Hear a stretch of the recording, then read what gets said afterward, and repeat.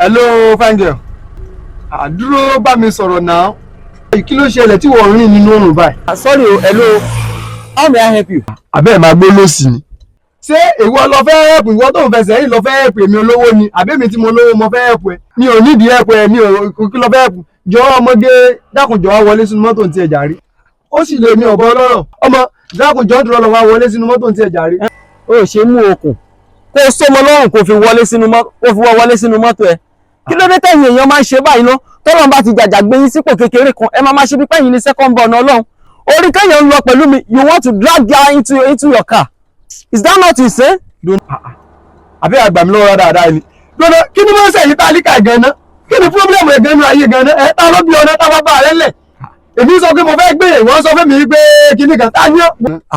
Ẹ bá ti rí èèyàn kan yá yín lówó tó ti rí yá yín ní owó tẹ́ ti fi ra aṣọ materials àbí kílélẹ̀. Àmàsíàtì 2017 tẹ́ bá ti kó sọ́rùn ẹ mọ̀ sọ́ra yín di nǹkan. Ṣé o dìsáàfù ru ọmọ báyìí? Ẹ wo bàtà òsì tó wọ̀ yìí. Sọ̀rọ̀ pé àwọn ọmọ tó máa ń gbé ṣàgbó ilé ẹ̀kọ́ máa gbé. Wo orí rẹ̀ bó ṣe kún. Ṣé bí orí èèyàn gidi ṣe rí bẹ́ẹ̀ nínú ẹ ṣe rí? Lákùn jọ́ dúró lọ wá wọlé sínú mọ́tò tí ẹ jàre. I see.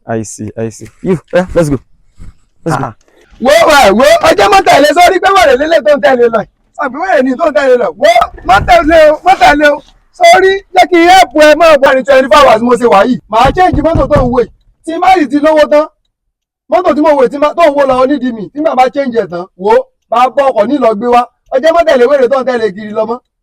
Àwọn aládàá adó sì wò. Ó ra àwọn olóṣìṣẹ́ mọ́ rìnà ẹ̀yìn lẹ́mọ̀. Ẹjọ́ ń fẹ́ lẹ́mọ̀bìnrin ṣẹgbọ́n àwọn wèrè kan ní.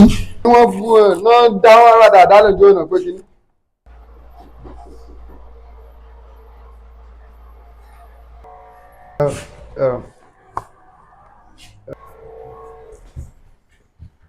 The great helper.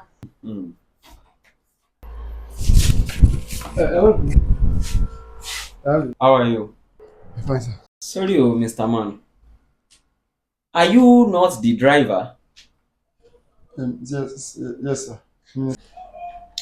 Baba Oloko. The great helper. The great helper. Ṣùyìn, Ọlọ́run ló mọ iye ọdún tó lò lórí omi kan tó rí kágò wọlé. Ó gbẹnu sókè ṣe ló ń kọrin, Ọlọ́run mi ṣàánú mi ìyà tí mo jẹ tó. Àwọn helper, nígbà táwọn yẹn. In fact, tó bá jù sínú fish pond báyìí gbogbo ẹja náà ẹ̀ máa kú ni. Eléyìí tó ń sọ̀rọ̀ ṣàkàṣàkà sí wa lẹ́ẹ̀kan. Ó jọ àwọn tó reincarnate yẹn, eléyìí ò fit fún iṣẹ́ yẹn o. Ó máa gbowó sá lọ ni, he look like a ghost. Ṣé wàá rí pọ́lọ́wọ́n àtijọ́ ló máa ń pẹ́ kó tó mú yàn? Bàbá tó wáyé mọ́ yàbí ẹni tí ò ní kú mọ́.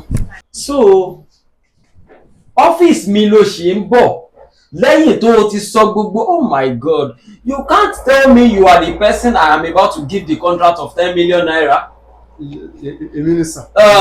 Mr. Man, let me start with this. Mi ò lè fún ẹ ní contract 1,200 naira. Number one, you are not fit for who we want. At all. Number two, ìlà ẹ ti gùn jù wá àfẹ́ tí ìlà ẹ bá gùn. Number three, ẹnu ẹ tún wá dúdú bí ìparí ọmú.